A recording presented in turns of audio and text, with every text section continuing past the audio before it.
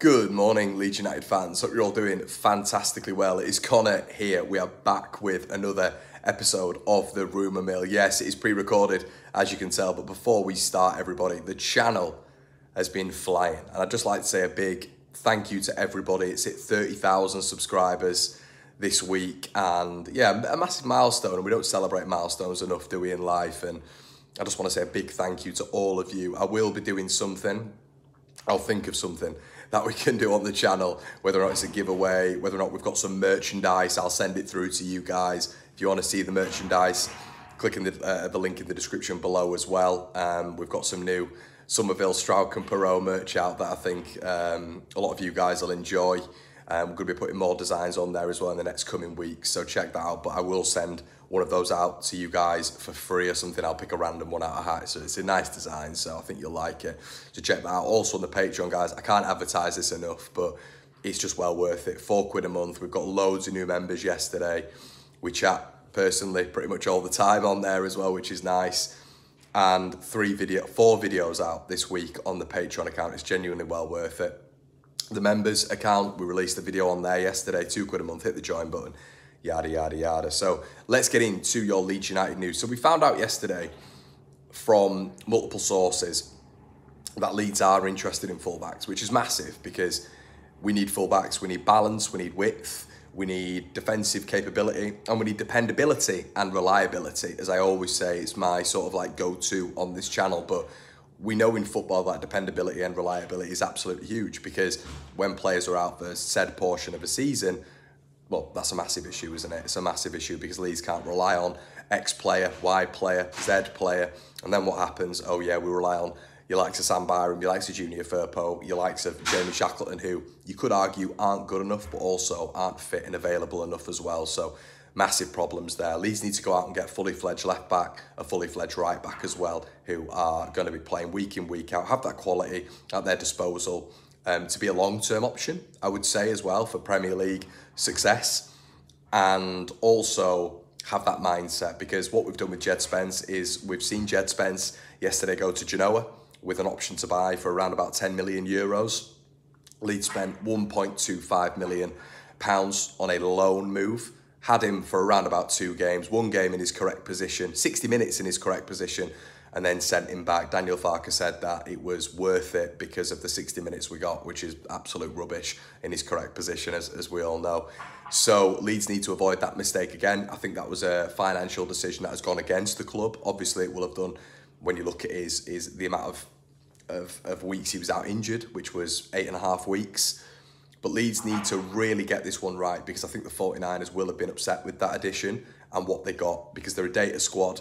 They know exactly what they're going to get quantitatively, numerically, from their individuals that they're bringing in. They've got quantitatively fantastic numbers from the likes of Joe Rodon, from the likes of Ethan Ampadu and co, and Glenn Kamara and stuff like that. So they need to be able to get these signings right. They got Jed Spence massively wrong. And, when you look at that option to buy that Genoa have for Jed Spence, if he can get 15 games out this season and prove his worth, that's a massive deal for them, a proper deal. But we're speaking about another London club today in West Ham United, who seem to have reared their head in this transfer saga. And when I say transfer saga, I mean, this sort of position that Leeds are in right now, where there may be a notion to sell, but also there is a definite notion to buy and bring in quality that is going to give us that edge to reach the top 2, because I still feel that Leeds is, top 2 hopes is there. We're 7 points behind Ipswich, and it's still on. As we speak right now, it is still on. So Leeds need a bolster. When you look at Ipswich, they've got Travis through the door. They've got Sarmiento through the door as well from Brighton. They've made additions. We've seen additions come through the door. Southampton have been a bit quiet. Leicester have been quiet as well, even though they're looking at Sensi at Inter Milan, which is just showing the ridiculous standard of the Championship at the minute when it comes to finances and all this sort of stuff. So Leeds need to improve. So they do kind of need to be reactionary, as Daniel Farke says, but not only to their squad, but other squads as well. And that's not to say Leeds need to go out and just spend frivolously, but they need to spend in the correct positions to strengthen their squad so it can match the other 2 squad who are going to fill those top 2 positions, and hopefully one of those will be Leeds United. So when we're looking at West Ham, Willy Gnonto is on their agenda, which we've heard today from very decent sources down there, The Standard, The Observer, all saying that Willian Gnonto is of massive interest to David Moyes, and obviously with the likes of Said Benrahma out and looks like he's been sold this January for a wage structure, and I think he's on a staggering amount of money from what I read this morning. Willian Gnonto, if signed, wouldn't be on that money whatsoever. But they're also looking at Lucas Paqueta, who is said to be out for a serious bit of time. So West Ham are looking for creativity. They're looking for a potent attacker in that third, and Willian Gnonto seems to be fitting that bill at the minute. Now, why is that interesting? I hear you cry. Well, it's interesting because they don't have FFP struggles. We've been looking at Newcastle when it comes to Crysencio Somerville. We've been looking at Everton when it comes to Jack Harrison and Willian Gnonto in terms of securing those positions and those players, I should say. But they haven't got the financial means to do so. PSG haven't got the financial means to go about a Pascal Struijk signing just because they don't deem it as a viable signing going above 35 million for the defender.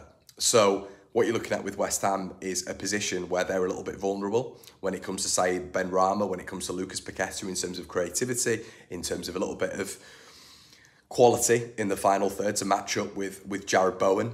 So someone like Willian Gnonto absolutely fits West Ham down to a T, just in terms of that counter-attack style that they have, especially against the big clubs, which seems to be heavily led through Jared Bowen. They need another option. They need someone else to feed off, and Willian Gnonto would be a really good signing for them. So they are strongly linked this morning. Sources down in London are saying so. European sources are even linking them to Willian Gnonto. French sources, Italian sources this morning. So that sort of signing would be good for West Ham United. Now, the valuation for Leeds is going to be really, really interesting now. And the reason that is interesting is because Leeds United are said yesterday, according to a few sources, including probably the most stern source we know, which is The Athletic, they want Ben Johnson. Now, I mentioned yesterday that Ben Johnson, for me, when I saw him last and when I've seen him for West Ham, now I've got a few mates who are hammers, and they believe that positionally, he's not been good enough. He's not been good enough in a David Moyes side. Now, this was the big problem with someone like Jed Spence. Positionally, according to a lot of Leeds fans, I didn't really properly see it, but according to a lot of Leeds fans who were a little bit worried about him positionally, one of my West Ham mates said positionally he's atrocious. So that feeds you with a little bit of worry. I can't profess to have seen Ben Johnson play week in, week out, but it'll be an interesting one. Obviously, still young, 23 years of age. Burst onto the scene, as I mentioned yesterday, very, very early. And maybe it will be a really good addition for Leeds United. I'll do some digging on him. But this could be in a part exchange deal for someone like Willian Gnonto. So we were talking about a cut deal a little bit earlier on about financially. Are Leeds going to be able to make waves with Willian Gnonto through a Ben Johnson deal as well? Talks earlier on were saying that Leeds might have to find an agreement with an opposing club for Willian Gnonto to sell him on cheaper. Well, could Willian Gnonto go for something like 15 million quid with Ben Johnson on top of that? He could be involved in a permanent deal to Leeds United, which is what we definitely need for some fullbacks. We don't just want to see loan. We need to see some permanent structure at Leeds United. Now, when we're talking about permanent structure at Leeds United, Borna, Barisic. Now, Leeds have done exchanges with Rangers before. Obviously, Kemal Roof been the standout one. But as of right now, Borna Barisic is going to be out of contract with Rangers in the summer. Really similar to the likes of Liam Cooper, really similar to the likes of, other members of this side. It would have been Luke Ayling.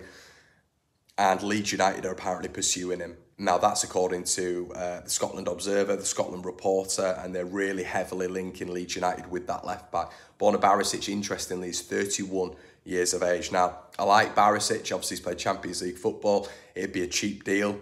Obviously, we'd want to get him in the January window as well. So I know he's running out of contract in the summer, but Leeds would have to still put up a fee right now, unless Leeds are, looking at just getting it done in the summer, which wouldn't make much sense right now. So they'd have to put a fee up, which I think is a little bit annoying because we have to put a fee up when we could get him for free in the summer. But what you do by buying him right now is there'll be a lot of clubs waiting for Borna Barisic, which they are. Turkish clubs, apparently Spanish clubs, French clubs, they'll all be waiting in the summer because they'll think to themselves, right, well, hold on, he's out of contract. So there'll be a contract war for him in the summer. So if Leeds are to get this deal done now, they offer Rangers money. It wouldn't be a lot of money, but if they offer Rangers money right now, they'd be able to secure his services before those other clubs. That's why it's key getting stuff like that done right now. Leeds could even get him on loan and then have an obligation to sign Borna Barisic, or a first priority to sign the Croatian international in the summer. But I'd like that signing.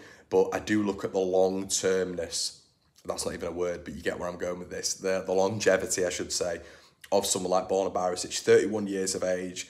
Would he be a good addition, Premier League, Leeds United? Will he be a bench option once again? So if he was cheap right now and he could play left back and he could prove himself, I really wouldn't mind that signing. So looks like on the agenda right now, it's Borna Barisic, it's Ben Johnson and Willie Gnonto leaving the club. Nothing on Charlie Cresswell this morning, but fascinated to hear what you guys think on this one.